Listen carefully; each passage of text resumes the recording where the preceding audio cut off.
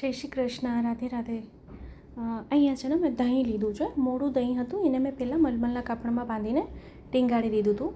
1 કલાક થઈ ગઈ, 1 કલાક સુધી ટીંગાળી દીધું. તેમાંથી જે પાણીનો ભાગ હતો, જલનો ભાગ એ નીકળી ગયો છે અને મસ્કો આમાં સેપરેટ થઈ ગયો છે. તો અમે 1 કપ દહીં લીધું હતું, આમાંથી બધું પાણી નીકળી જાય એટલે એની ક્વોન્ટિટી એકદમ ઓછી થઈ જાય. તો મસ્કો એનો સુંદર નીકળી ગયો છે. તો એક વાટકામાં મેં અહીંયા લઈ લીધું છે આમાં. અને એની સાથે મેં લીધું છે બુરું. બુરું એટલે પીસેલી સાકર. અહીં મેં પીસેલી સાકરનો ઉપયોગ કર્યો છે, અહીંયા મેં મિશ્રણનો ઉપયોગ નથી કર્યો. તો આ છે ને 1 થી 1.5 ચમચી પીસેલી સાકર અહીં પધરાવી દઈએ.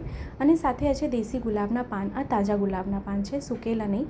એને સરખા ખાસા કરીને સરખા કોરડા કરી લેવાના. એને કોરડા કર્યા પછી એને કાતર લેવાની અને કાતરથી અથવા સમારીથી એકદમ પતલું એકદમ ઝીણું એને ઉપરનું આ જે ભાગ હોય ને સફેદ ભાગ એ કાઢી લેવાનું. એ કડછું લાગે છે એ કાઢી લેવાનું છે આમાંથી. આ જો આવી રીતે ઉપરથી આમ કાઢી લેવાના બધામાંથી. અને પછી કાતર કે છરીથી સમારીથી એને પતલું એમાં આપણે જે શિખરણ કરી રહ્યા છે ને ગુલાબનું એમાં એ પધરાવી દેવાનું છે. એકદમ આછું પતલું એને કાપવાનું છે આપણે. અત્યારે હું આપણે કાપીને દેખાડી દઉં.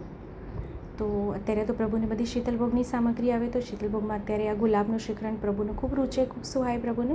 આવી રીતે એકદમ પતલી કાપવાની છે. હવે 1 કપ મેં દહીં લીધું, તેમાંથી હવે સાપને કહું તો વધીને 3 થી 4 ચમચી જ ખાલી મસ્કો નીકળો છે, વધારે નથી નીકળો. તેમાં 10 થી 15 ગુલાબની આવી તાજી પાંદડી. ગુલાબની જો જે બીજા ખોટા ગુલાબ આવે છે ને એ નહીં લેવાના. આ દેશી ગુલાબ હોય છે, ચૈત્રી ગુલાબ હોય, દેશી ગુલાબ હોય, આપણે ત્યાં મળતા હોય ને તો એ લેવાના. હવે આ તો તાજા ગુલાબ છે. હવે આપ પાસે તાજા ગુલાબની પાંદડીઓ ન હોય તો આપ પાસે સ્ટોર કરેલી એવી ચૈત્રી ગુલાબની પાંદડીઓ હોય તો એને બી આપ આવી રીતે એમાં પધરાવી શકો છો. તો આપને એમાં જેટલું જોઈએ એમ પધરાવી દેવાનું. સેજ વધારે જ પધરાવવાનું, સેજ ચડિયાતા પ્રમાણમાં જ પધરાવવાનું, કારણ કે આપણે ગુલાબનું શિખરણ કરી રહ્યા છીએ તો ગુલાબમાં વધારે પ્રમાણમાં જોશે. તો અહીંયા પધરાવ્યા પછી આમાં આપણે એલચીનો ભૂકો પધરાવવાનો, સુગંધી પધરાવવાની. આપને જો આમાં પધરાવવું હોય તો આપણે કાજુ બદામ બી પધરાવી શકો છો, પણ મેં નથી પધરાવ્યો.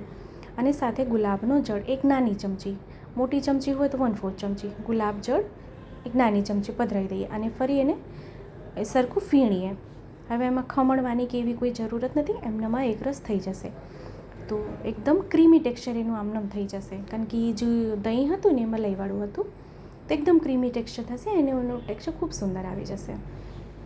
તો આપણે પ્રભુને રૂચે તેમ ખૂબ સુંદર અહીંયા ગુલાબનું શિખરણ આપણે સિદ્ધ કરી રહ્યા છે.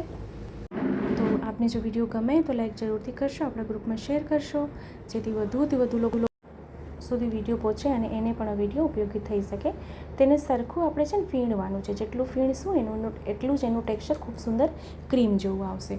તો આપણે ક્રીમ જેવું જેનું ટેક્સચર કરવાનું થયું. તો આમાં જો એક બી ગાંઠા નથી રહ્યા, બધી સાકર આમાં સરખી રીતે ઉગળી ગઈ છે. એનું ટેક્સચર આપજો એકદમ ક્રીમ જેવું આવી ગયું છે. તો ખૂબ સુંદર અને એકદમ સરળ રીતે અહીંયા આપણે ગુલાબનું શ્રીખંડ શ્રી પ્રભુને રૂચે તેમ સિદ્ધ થઈ ગયું છે. હવે આપણે એને એક પાત્રમાં સાજી લઈએ. તો જો ચેનલ પર નવા આવ્યા હોય તો ચેનલને સબસ્ક્રાઈબ કરશો, બેલ આઇકોન હિટ કરશો, જેથી જ્યારે બી કોઈ વિડીયો અપલોડ કરું તો આપ સુધી નોટિફિકેશન આવી જાય. તો આપને વિડીયો કેવો લાગ્યો છે કમેન્ટ કરીને ચોક્કસથી જણાવશો અને આપણા ગ્રુપમાં શેર કરશો, જેથી વધુથી વધુ લોકો સુધી વિડીયો પહોંચે અને એને પણ વિડીયો ઉપયોગી થઈ શકે.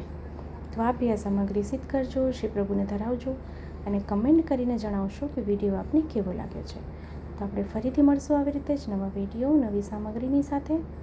ત્યાં સુધી આપ સૌને મારા જય શ્રી કૃષ્ણ.